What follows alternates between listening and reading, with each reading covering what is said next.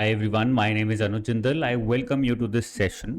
आज हम लोग यूपीएससी के प्रीवियस ईयर पेपर का एनालिसिस करेंगे.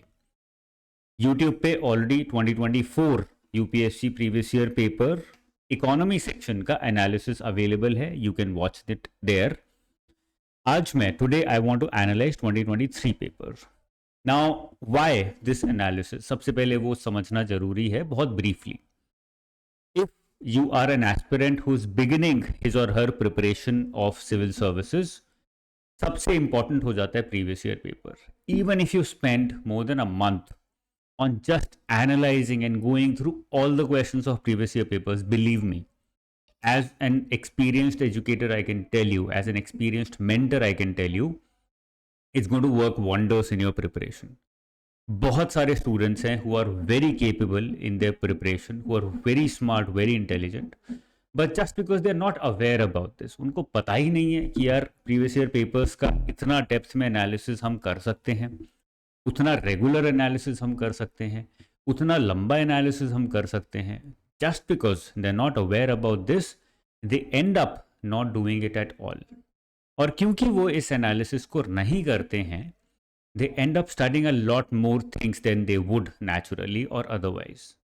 तो बेटर क्या है? बेटर क्या ये है कि एक महीने प्रीवियस ईयर पेपर का एनालिसिस करो, अच्छे से समझो और फिर तैयारी शुरू करो, या फिर बेटर ये है कि तैयारी शुरू करो, प्रीवियस ईयर पेपर्स को थोड़ा बहुत देख के भूल जाओ और फिर उस तैयारी में, in that preparation, you and up spending a lot more time. 2 महीने, 3 महीने, कभी कभी 1 साल ज़्यादा भी लग जाता है. Because the preparation and the examination cycle is long. 1 साल की तो एग्जामिनेशन साइकिल है. छोटी सी गलती, पूरा साल आपका वेस्ट हो गया. Therefore it becomes very important कि आप एक कुछ ऐसे स्टेप्स हैं जो कि आपको सक्सेस के पास ले जाते हैं, उन स्टेप्स को स्किप ना किया जाए. One of that steps is past year paper analysis. तो पास्ट ईयर पेपर एनालिसिस करने की सही टेक्निक क्या है? सबसे पहली स्टेप आ जाते हैं. 2 स्टेप्स हैं, ज़्यादा लंबा नहीं है. सबसे पहला स्टेप है 15-20 दिन, हो सके तो 1 महीना लगा के. It's a very monotonous job but it's very relevant. 15-20 दिन या 1 महीना लगा के पास्ट ईयर पेपर्स को पढ़ते रहो, उनको एनालाइज करते रहो. बहुत सारी चीज़ें समझ नहीं आएंगी, it will be Chinese to you because you not read all the subjects before, but फिर भी कोई बात नहीं, पढ़ते रहो. उसमें से बिट्स एंड पीसेज में जो थोड़ी थोड़ी इन्फॉर्मेशन, नॉलेज मिलती रहे, वो लेते रहो. उसके बाद the moment you start your studies every day, हर सुबह, स्टेप 2 में हर सुबह जब आप अपनी तैयारी शुरू करोगे, पढ़ना शुरू करोगे, तो 15 मिनट पास्ट ईयर पेपर पे लगाओ, फिर अपनी पढ़ाई शुरू करो. You will automatically see wonders happen in your preparation. ये 2 दवाइयों की तरह है. ये दवाइयाँ लोगे तो मसल ग्रोथ अच्छी होगी. It's like protein powder. ये प्रोटीन पाउडर नहीं लोगे तो या तो प्रोटीन आपको दाल से लेना पड़ेगा, या फिर प्रोटीन नहीं मिलेगा तो मसल ग्रोथ नहीं होगी, है ना. चिकन खाओगे, मटन खाओगे, वो सारी चीज़ें करोगे. तो it's like a very good shortcut, I would say, that can help you. Looks like a long cut, but it is not. It's actually a shortcut to success in civil services examination. So please take it like that. ठीक है ना. आज हम 2023 के exam का analysis करेंगे. Economy section का करेंगे खाली, because I am specifically focusing on economy part. अभी हम प्रीवियस ईयर पेपर्स में we are analysing preliminary papers. उसके बाद हम मेंस के पेपर्स का एनालिसिस भी बहुत जल्दी करेंगे. A total of 16 questions were asked from economy section in 2023.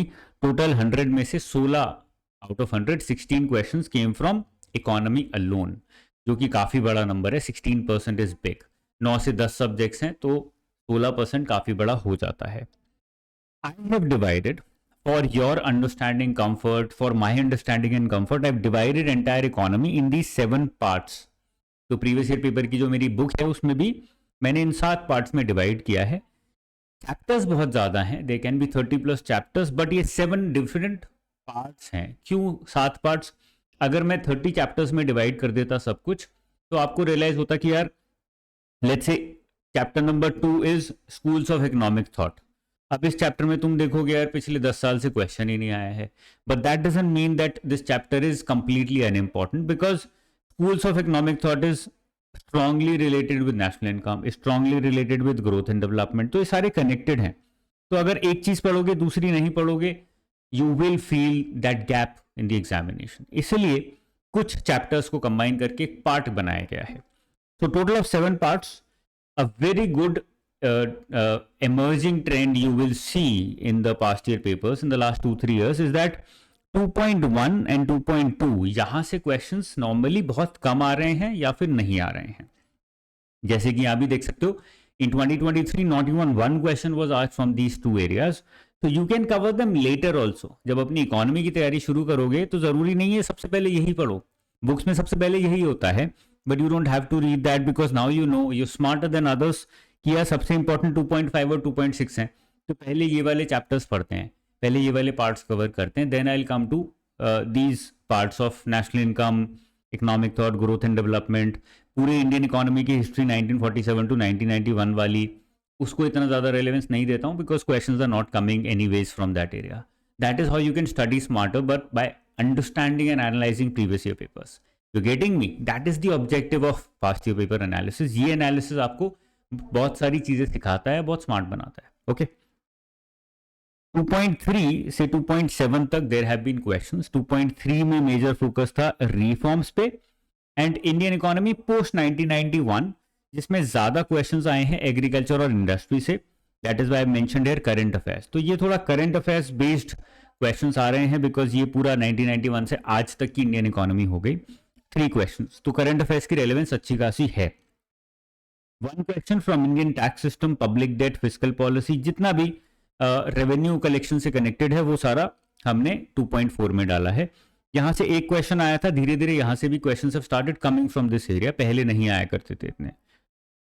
2.5 and 2.6 ये सबसे इंपॉर्टेंट है, यहां से सबसे ज्यादा क्वेश्चंस आ रहे हैं.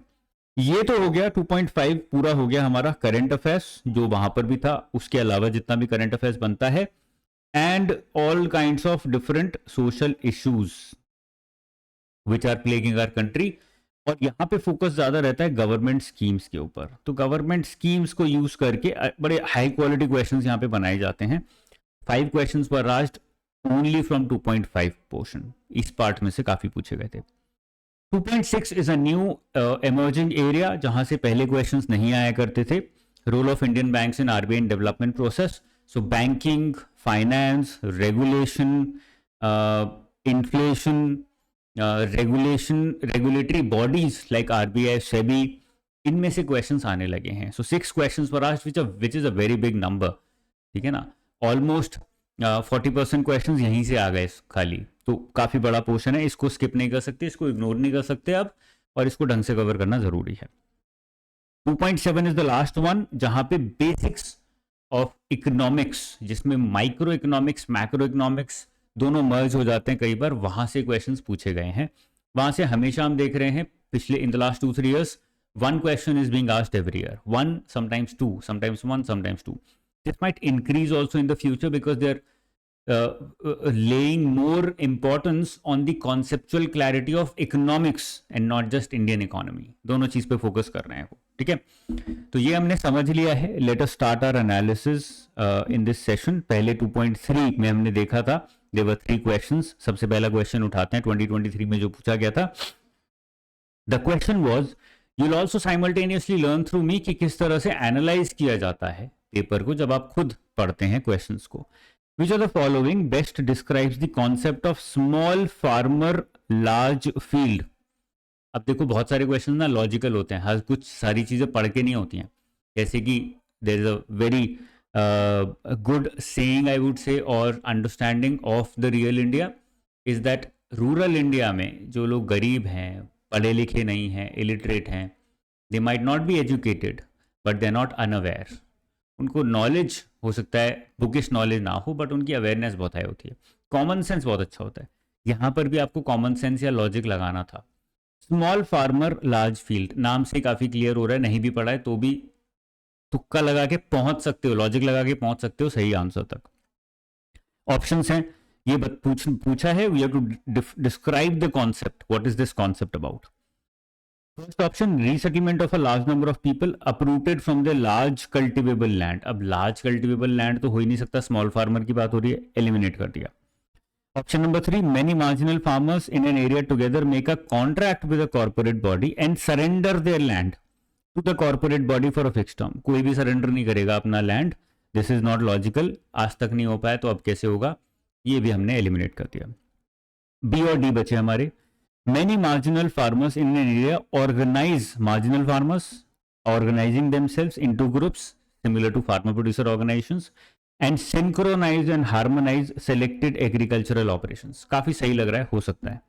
Option number D, a company extends loan, company आ गया फिर से, loan, technical knowledge, material inputs to a number of small farmers in an area so that they produce agricultural commodity required by the company for its manufacturing process. इसमें large field का discussion missing है। Small farmer की बात तो हो गई, large field की बात नहीं हुई, बट सेकंड वाले में दोनों की बात हो रही है कि स्मॉल फार्मर्स जो है वो ऑर्गेनाइज हो गए और उन्होंने साथ में मिलकर काम किया, तो लार्ज फील्ड हमने कन्वर्ट क्रिएट कर ली।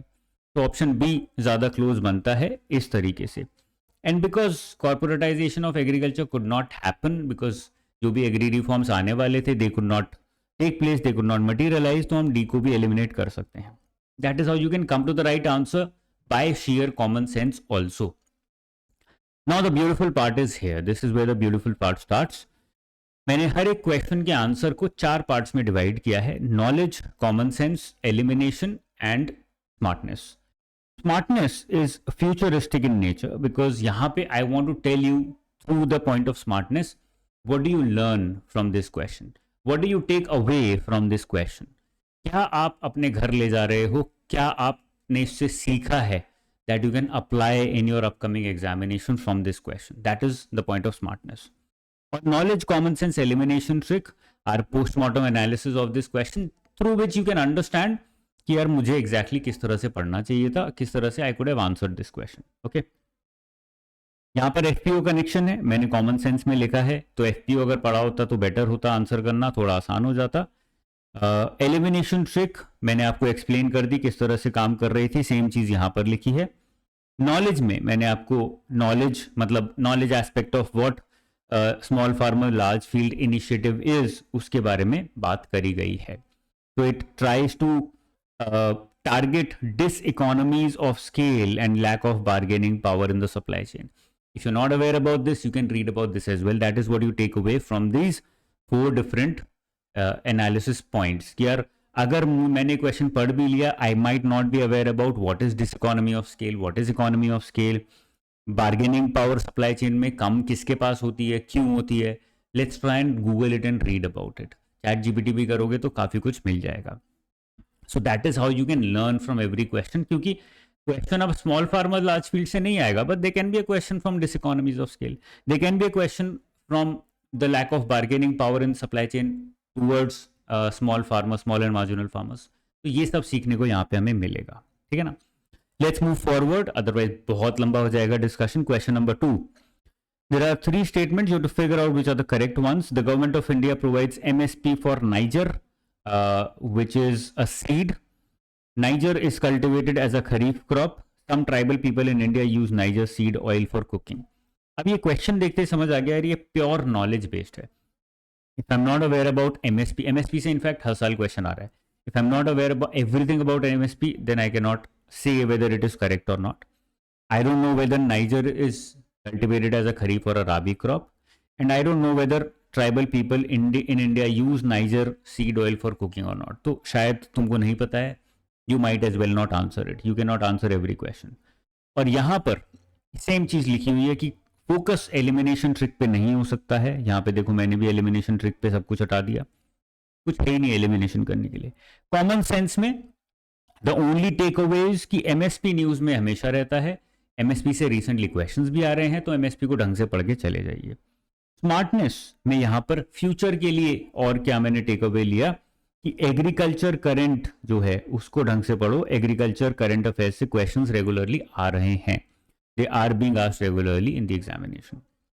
नॉलेज एस्पेक्ट में देयर आर 22 डेजिग्नेटेड क्रॉप्स, ये सारी चीजें डिस्कस की गई हैं कि which all statements are correct and why are they correct, वो सब एक्सप्लेन किया गया है। The answer is option number C, all 3 are correct in this scenario.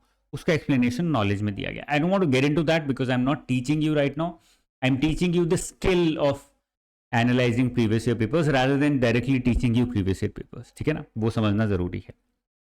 Question number 3 पे आते हैं from this section. According to MSME Development Act, the medium enterprises are those where investments in plant and machinery lie between 15 and 25 crore. Fact based question है, but at the same time easy question है. ये बहुत news में रहता है, RBI website पे बार बार आता रहता है.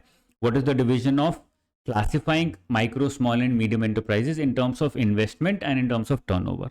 तो ये हम इजीली फिगर आउट कर सकते थे. आई एक्सपेक्ट कि स्टूडेंट्स को पता हो कि ये फैक्ट सही है या गलत है.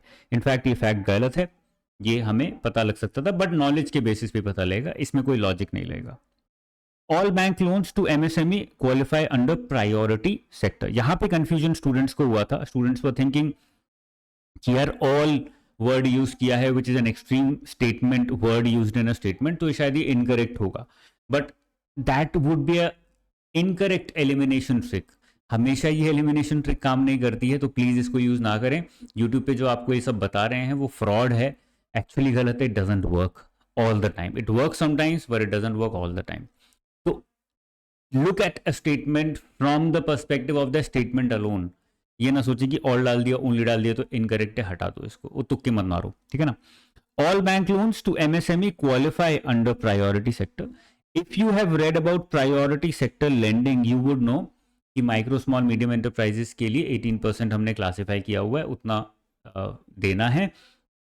और उसके अंदर जो है जितने भी बैंक लोन्स बैंक देता है, all of them qualify under priority sector. ऐसा नहीं है कोई स्पेसिफिक बैंक लोन ही क्वालिफाई होगा, there is no such condition. बस यही है कि एमएसएमई होना चाहिए as per the requirement of turnover and investment, बस वही है और कुछ नहीं है.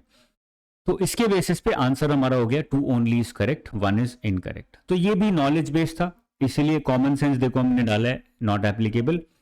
एलिमिनेशन ट्रिक में बस ये डाला है facts and figures given by UPSC are usually incorrect. Usually word use किया है, तो प्लीज इसको ध्यान से लीजिएगा. Take it with a pinch of salt. Do not assume कि जितने भी फैक्ट्स हैं सारे ही गलत होंगे, ऐसा नहीं होता है. I am saying that again, okay. But this can be an elimination trick that you might use and take a guess, but it will be a guess जहां पे एक्यूरेसी के चांसेस लो हो जाएंगे ऑटोमेटिकली. स्मार्टनेस नॉलेज तो मैंने आपको बता ही दिया जितना हम डिस्कस कर सकते थे. I don't want to get into the details of this. Smartness में what are we learning from this question? RBI के frequently asked questions are important and they are gaining more and more importance day by day. तो frequently asked questions जो है RBI की RBI website पे, उनका सारे FAQs download करके उनको पढ़ सकते हो एक बार. They will help you a lot. वहां से 1-2 क्वेश्चन आपके चिपकेंगे एग्जाम में. मैं आपको over a period of time I will also try and teach you all the FAQs 1 by 1 as well, ठीक है. आगे चलते हैं. 2.4 पे आते हैं. 2.3 में से in this from this part 3 questions were asked. 2.4 Indian tax system public debt, इसमें से एक क्वेश्चन आया था. देख लेते हैं क्वेश्चन क्या है. The question was there were some statements given और वर्ड्स गिवन, और पूछा था for horizontal tax devolution 15th Finance Commission used how many of the above as criteria other than population, area and income distance? Population, area, income distance, इनको हटा के और कौन कौन से क्राइटेरियाज यूज किए गए हैं इन 15th Finance Commission for horizontal tax devolution? सबसे पहले तो यहाँ पे मैं मिल गया क्यों मिला कि भाई 15th Finance Commission ढंग से पढ़िए, रेगुलरली क्वेश्चन वहां से आते हैं. वेरी सिंपल क्वेश्चन, डेप्थ में भी नहीं गए, बस उन्होंने हॉरिजॉन्टल टैक्स डिवोल्यूशन जो सब जगह पढ़ाया जाता है उसके बेसिस पे पूछ लिया. वन कॉमन सेंस और logic that you could have applied, it might not have worked completely but could have been applied, is that point number 3 governance and point number 4 stable government. दोनों ही both are related with governance, दोनों ही governance से related है. तो या तो दोनों आएंगे या दोनों नहीं आएंगे. और 15th फाइनेंस कमीशन ने 5 चीजें आइडेंटिफाई करी थी in order to determine horizontal tax devolution. तो अगर आपको हॉरिजॉन्टल टैक्स डिवोल्यूशन मतलब पढ़ा होता तो 6 चीजें आइडेंटिफाई करी थी, तो हॉरिजॉन्टल टैक्स डिवोल्यूशन पढ़ा होता तो आपको ये क्लैरिटी होती कि यार 6 हैं, 6 में से 3 यहाँ दिए हैं तो 3 ही और होंगे, है ना. तो उसके बेसिस पे भी लॉजिक लगा के ओनली 3 आंसर कर सकते थे. नंबर 1, उसके बेसिस पे भी ये आइडेंटिफाई कर सकते थे कि यार मुझे पता है डेमोग्राफिक तो आता ही आता है, फॉरेस्ट तो मैंने पढ़ा था यार आता ही आता है, टैक्स का मुझे नहीं पता या फिर गवर्नेंस का मुझे नहीं पता, तो यार ये दोनों तो नहीं आएंगे क्योंकि दोनों कनेक्टेड हैं. अगर डेमोग्राफी और फॉरेस्ट दोनों आ रहा है तो 4 हो जाएंगे. I don't think that will work. तो इस तरह से थोड़ा बहुत एलिमिनेशन कर सकते थे, but it's not perfect. Let me be very clear, it's not perfect. क्योंकि अगर आपको ये नहीं पता है कि 6 एस्पेक्ट्स दिए गए हैं अंडर हॉरिजॉन्टल टैक्स डिवोल्यूशन, तो नहीं कर पाओगे आंसर, कहीं ना कहीं फंसोगे।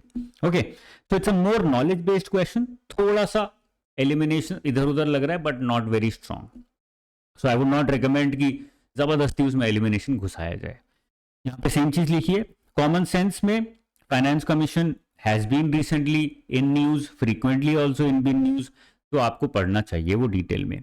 एलिमिनेशन ट्रिक, इसमें लिखा है कि कोई एलिमिनेशन ट्रिक ज्यादा इसमें यूज नहीं हो पाएगी। ओके, स्मार्टनेस, फ्यूचर के लिए हमें क्या क्यों मिला, क्या हमें लर्निंग मिली, try and learn about the recent finance commission. 15 finance commission recent है तो उसके बारे में पढ़ लो डिटेल में, पूरी रिपोर्ट डाउनलोड करके पढ़ के जाना चाहिए नोट्स बना के, क्योंकि उससे क्वेश्चन आया तो आपके 2 नंबर सीधे सीधे आएंगे if you have read it thoroughly. ठीक है ना, let's move forward. 2.5, a total of 5 questions were asked from this area, very important area. Majority questions current affairs scheme से थे, तो एक बार देख लेते हैं क्या क्या क्वेश्चंस थे। Consider the following about infrastructure sector, housing, transport, health care, renewable. On how many of the above does UNOPS, UN office for project services, sustainable investment in infrastructure and innovation S3I initiative focus for its investments. तो UNOPS का जो यूनॉप्स का जो S3I initiative है pure knowledge based, वो किन किन factors पे फोकस कर रहा है, that was the question. Okay, purely knowledge based question, यहाँ पे मेंशन भी है कॉमन सेंस में, this question was a hard nut to crack in the absence of exact knowledge. Elimination से कुछ नहीं लगेगी।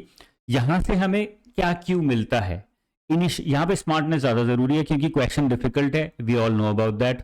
आंसर जान भी लेंगे, ओनली 3 इज द आंसर, मतलब इसमें से 3 सही है, 1 गलत है, तो भी कोई ज्यादा हम उखाड़ नहीं पाएंगे। बट हमें मिलता क्या, लर्निंग क्या मिलती है? लर्निंग ये मिलती है कि जितने भी यूएन के इनिशिएटिव्स हैं, यूएन की वेबसाइट पे जाओगे, जो भी इनिशिएटिव्स हैं, रिपोर्ट्स हैं, अभी माइग्रेशन पे एक रिपोर्ट्स आई है, जो भी रिपोर्ट्स हैं, इनिशिएटिव्स हैं, वो सारे पढ़ने ज़रूरी हैं। वो सारे जब पढ़ लोगे अच्छे से, मिडिल इनकम ट्रैप पे भी एक वर्ल्ड डेवलपमेंट रिपोर्ट आई है, तो जो भी इनिशिएटिव रिपोर्ट्स रेगुलरली पढ़ोगे, डाउनलोड करके उनको ढंग से पढ़ के नोट्स बना के जाओगे, वहाँ से 1-2 क्वेश्चन आपके प्री में भी चिपकेंगे और मेंस में भी लगेंगे, तो इसलिए उसको इग्नोर नहीं करता है। That is the learning that we are getting from this. तो यहीं से देखो, आपके बहुत सिलेबस के बहुत बड़े बड़े पोर्शंस आपके कवर हो रहे हैं यहीं से ही। You are trying to identify कि मुझे क्या कवर करना है और क्या नहीं करना है। ठीक है ना, क्वेश्चन नंबर 2 पे आते हैं। स्टेटमेंट 1, स्टेटमेंट 2, 2 स्टेटमेंट दिए हैं। India accounts for 3.2% of global export of goods. ये PIB करंट अफेयर्स से उठाया गया था डेटा और इनकरेक्ट डेटा है, तो यहां से हमें लर्निंग मिलती है, we have to try and cover PIB regularly. Press information bureau, Manish sir मेरे दूसरे चैनल पे PIB रेगुलरली पढ़ा रहे हैं, please try and cover PIB regularly. वहां से फैक्चुअल क्वेश्चन तो निकलते ही निकलते हैं और कई बार कॉन्सेप्चुअल क्वेश्चंस भी निकल आते हैं, so do not ignore it, because वो सरकार निकालती है इसलिए इंपॉर्टेंट है। Statement 2, many local companies and some foreign companies operating in India have taken advantage of India's PLI scheme. यहाँ पे ट्रिक ये थी कि foreign companies can they also which are operating in India take advantage of production linked incentive scheme और not. ये एक confusion का area था। ये question production linked incentive government scheme से पूछा गया था, तो हमें ये लर्निंग मिली कि यार गवर्नमेंट स्कीम्स को इग्नोर नहीं करना है, डिटेल में कवर करना है। इनफैक्ट मनीष सर PIB के साथ गवर्नमेंट स्कीम्स भी कॉम्प्रिहेंसिवली कवर कराते रहते हैं ऑन माय अदर चैनल, तो उसको प्लीज कवर करते रहिएगा, very important. Okay, purely knowledge based, यहाँ पे कोई आप शॉर्टकट नहीं लगा सकते थे, कुछ नहीं लगेगा। जैसे यहाँ पे दिया हुआ है, numbers given by UPSC are usually incorrect, hence you can eliminate S1, but usually word जरूरी है यहाँ पे, तो एलिमिनेशन ट्रिक ये 100% काम नहीं करेगी और ये तुक्का ही होगा, ये लॉजिक या कॉमन सेंस नहीं होगा। कॉमन सेंस में there is no option showing both statements are incorrect, hence one must be correct. On applying elimination we can easily reach to the right answer. तो अगर हम दोनों को कंबाइन करें कि यार ऑप्शन में हमें कहीं नहीं दिया that both are incorrect, then it means one has to be correct at least, so at least we can eliminate some of the options, but even then, even by applying common sense and elimination together, we cannot come to one answer option unless we have some knowledge about it. Okay, हमें learning क्या मिलती है? PLI scheme के बारे में, and specifically not to take government schemes lightly. That is the learning that we receive from this question. Okay, यहाँ पे बहुत सारे नॉलेज के एस्पेक्ट्स दिए हुए हैं. मर्चेंडाइज ट्रेड 1.8% था, सर्विसेज 4% है, टारगेट हमारा 2027 तक 3% ले जाने का है, 10% बाय 2047 का है. ये सब नंबर्स हैं. Even if you are aware about one of these numbers, you could have come to the right answer faster and more accurately. ठीक है ना, आगे चलते हैं. Let's move ahead. Question number 3, again another question on government scheme. As I said, current affairs में घुस गए तो यहाँ पर स्कीम्स के क्वेश्चन ज्यादा हैं. देख रहे हो, तीनों में स्कीम्स कहीं ना कहीं मेंशन्ड है. गवर्नमेंट स्कीम्स के प्रोविजंस दिए हैं. जननी सुरक्षा योजना की कुछ प्रोविजंस हैं, and you have to try to figure out कि कौन से करेक्ट हैं, कौन से इनकरेक्ट हैं. 3 are correct, 1 is incorrect. It is a safe motherhood intervention of the state health departments. its objective is to reduce maternal and neonatal mortality. It aims to promote institutional delivery. Its objective includes promoting public health facilities to sick infants up to 1 year of age.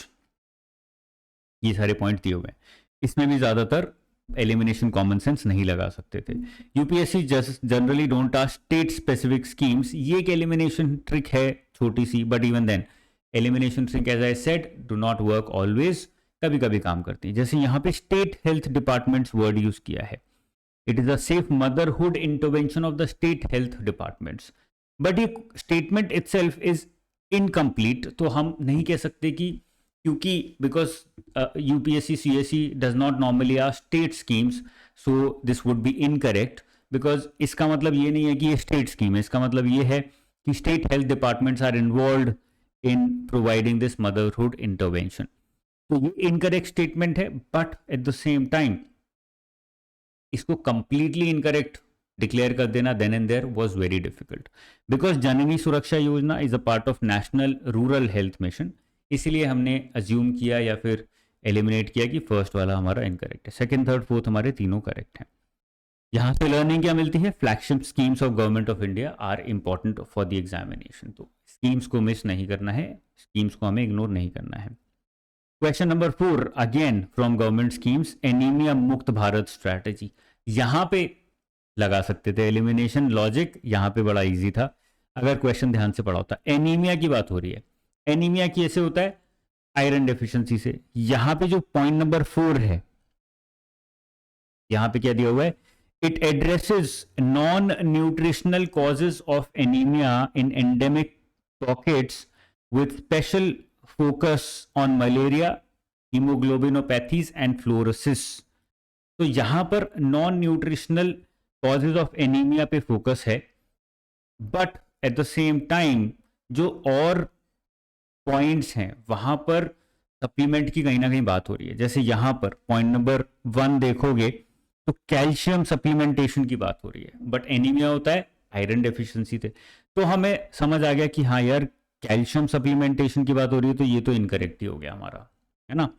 It runs a campaign for delayed cord clamping at the time of child birth. अब ये भी non nutritional method हो गया, और D भी point number 4 भी बात कर रहा है नॉन न्यूट्रिशनल कॉजेज की बात कर रहा है. तो कहीं ना कहीं सारे कनेक्ट हो रहे हैं.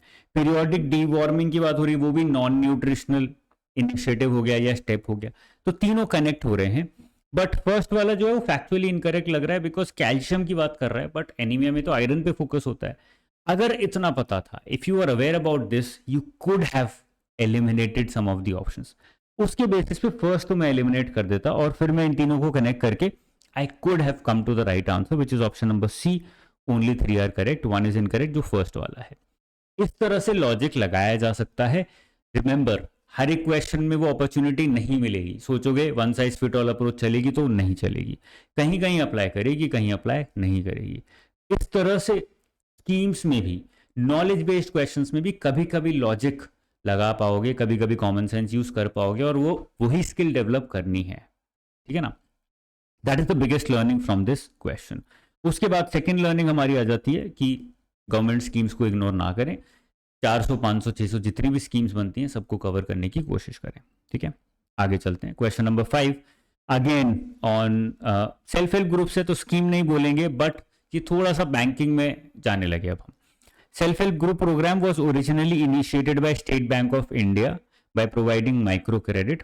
तो सेल्फ हेल्प ग्रुप प्रोग्राम तो ग्रामीण बैंक कनेक्टेड है, हमने सुना था ग्रामीण बैंक बांग्लादेश में, और ग्रामीण बैंक से फिर सेल्फ हेल्प ग्रुप क्योंकि रूरल से कनेक्टेड है तो नाबार्ड ने उठाया था। अगर ये थोड़ा बहुत इन्फॉर्मेशन है तो एलिमिनेट कर सकते हो first option. In a self-help group, all members of a group take responsibility for a loan that an individual member takes. ये हमें पता है, सही है। This is what happens in a self-help group. The RRBs and scheduled commercial banks support self-help groups.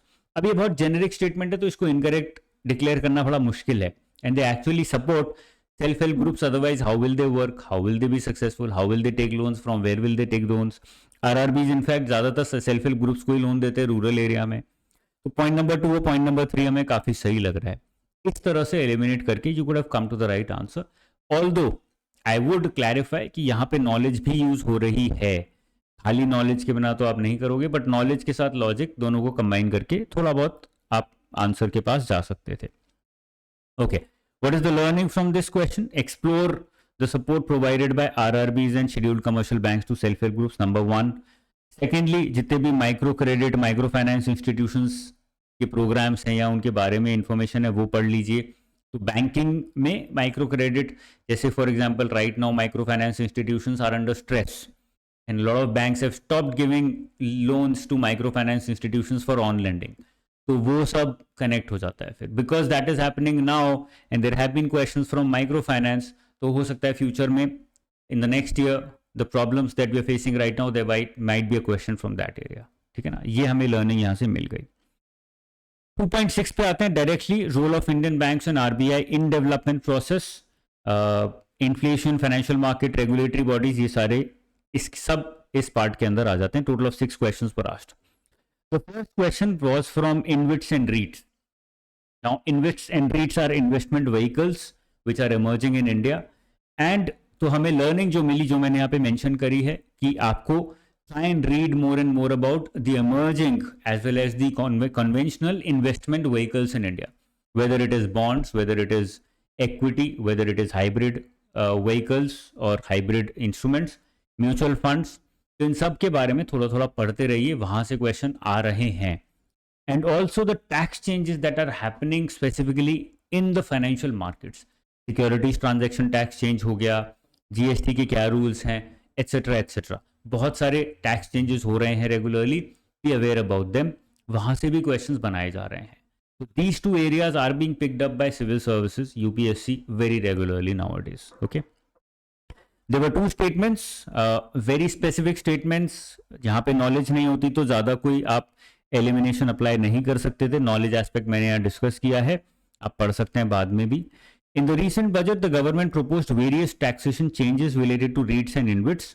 तो इसीलिए ये question expected था। तो यहां से हमें लर्निंग मिली कि बजट को भी रेगुलरली पढ़ना है और डेप्थ में पढ़ के जाना है, ऊपर ऊपर से पढ़ के नहीं जाना है। वहां से इनडायरेक्टली क्वेश्चंस इस तरह से उठाए जाते हैं। ठीक है ना, एलिमिनेशन ट्रिक यहाँ पे नहीं लगती, बता दिया गया। स्मार्टनेस में मैंने आपको 2 चीज बताई हैं, टैक्स चेंजेस जितने भी हो रहे हैं वो पढ़िए, इनिशिएटिव्स और emerging investment instruments and vehicles financial markets में जो भी हो रहा है उसको रेगुलरली पढ़िए, वहां से क्वेश्चंस आ रहे हैं। Okay, let's come to the next one. Question number 2 यहां से क्या पूछा था? मॉनेटरी पॉलिसी से रिलेटेड है, कुछ कॉन्सेप्ट्स दिए हैं। स्टेटमेंट्स, 2 स्टेटमेंट्स हैं। In post pandemic recent past many central banks world wide had carried out interest rate hikes. ये हमें पता है, पैंडेमिक के बाद, पोस्ट पैंडेमिक, पैंडेमिक के टाइम पे तो हमने इंटरेस्ट रेट कम किए थे because we wanted to increase supply of money in the economy, उसके बाद हमने इंटरेस्ट रेट बढ़ाए थे, तो ये सही है। उसके बाद दूसरा है, central banks generally assume that they have the ability to counteract the rising consumer prices via monetary policy means। उनको लगता है कि consumer prices बढ़ रहे हैं तो monetary policy के थ्रू हम लोग उसको कंट्रोल कर सकते हैं। That is why the central banks increased their interest rates। तो दोनों स्टेटमेंट सही हैं, second one is the correct explanation of one. तो आंसर इज ऑप्शन नंबर 1। ये कॉन्सेप्चुअल क्वेश्चन है, pure conceptual question from monetary policy. तो RBI के functions जो हैं उनमें से रेगुलरली क्वेश्चंस अब आ रहे हैं। Functions of RBI, functions of SEBI, initiatives of SEBI, initiatives and steps taken by RBI, these are being followed by UPSC regularly और यहाँ से क्वेश्चन आ रहे हैं। And you have seen already कि 6 क्वेश्चंस आए हैं from this area out of 16 questions which is the biggest, और उसमें से conceptual questions अब निकल के आ रहे हैं। थर्ड क्वेश्चन पे आते हैं। तो यहाँ से हमने लर्निंग ली कि यार initiatives of RBI, concepts related to RBI functioning, ये सब पढ़ के जाने हैं. Which of the following activities is considered to be a part of sterilization? Again, one of the functions of RBI is sterilization. वो पूछ लिया आपसे. तो financial and banking terms and functions of RBI, ये दोनों पढ़ के जाने जरूरी हैं.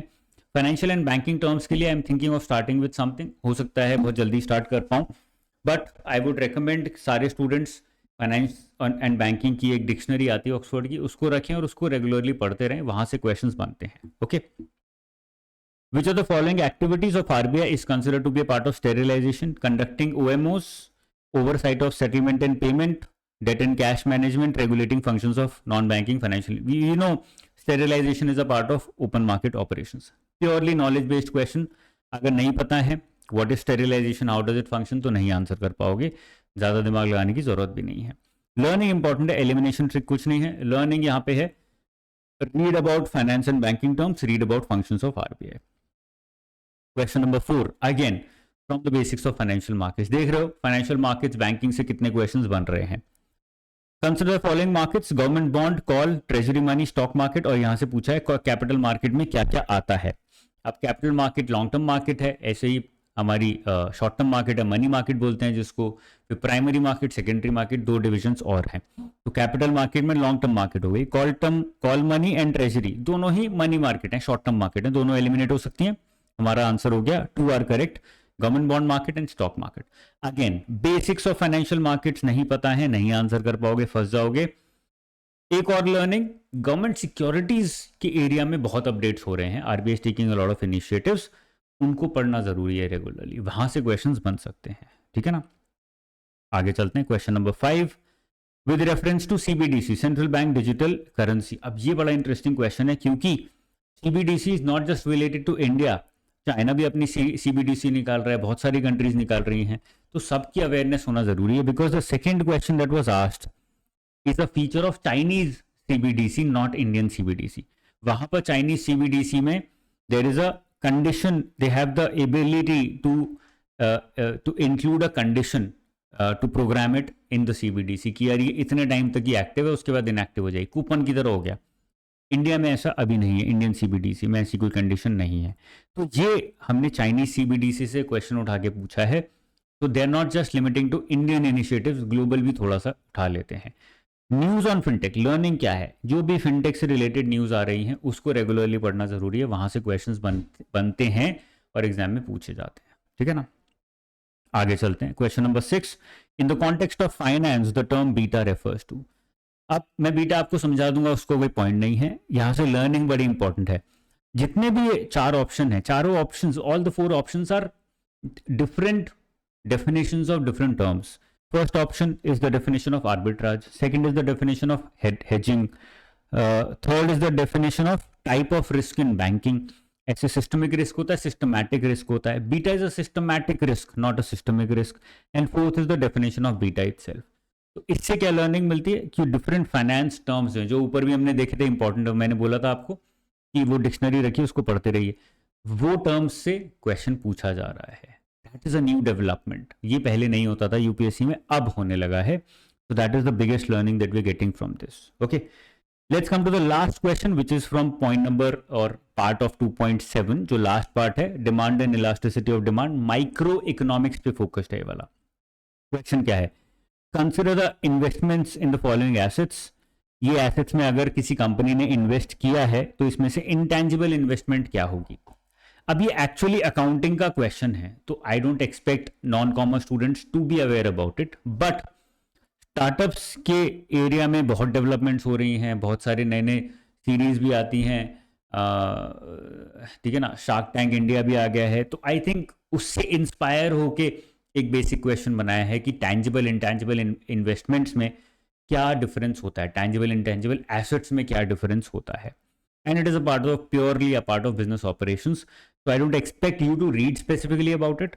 But this question is more about awareness कि आपके आसपास क्या हो रहा है, न्यूज़पेपर्स वगैरह में क्या चल रहा है, आप कितना ज़्यादा उसको रेगुलरली पढ़ के how are you understanding it from different perspectives. क्योंकि when you start working with the government, आप रेवेन्यू कलेक्शन करोगे तो वहाँ पे ये सब काम आएगा कि इंटैंजिबल इन्वेस्टमेंट क्या है, टैंजिबल इन्वेस्टमेंट क्या है, वो सब पढ़ाई तब काम आती है. ओके तो या तो तब पढ़ोगे यूपीएससी ने अभी पूछ लिया कि यार बता दीजिए इंटेंजिबल कौन कौन सा है। तो इसमें लर्निंग यही है, to be more aware, because I don't expect कि आप ये सब भी पढ़ने बैठ जाओ just because one question was asked, it doesn't make any sense to me, but to be more aware about what is happening around you and to use the newspaper in a different way as well simultaneously. Try and do it. Not, you can't do it in every question of course, but in some questions you can try. ठीक है ना? So this is all for 2023 economy पूरा analysis of past year paper. Prelims का हमने analysis किया 16 questions का. I hope it was useful. If it was, कुछ लगा important मिला, learning milli, feel free to pen it down, pen your thoughts down in the comment section below. I'll see you very soon. Till then, all the best.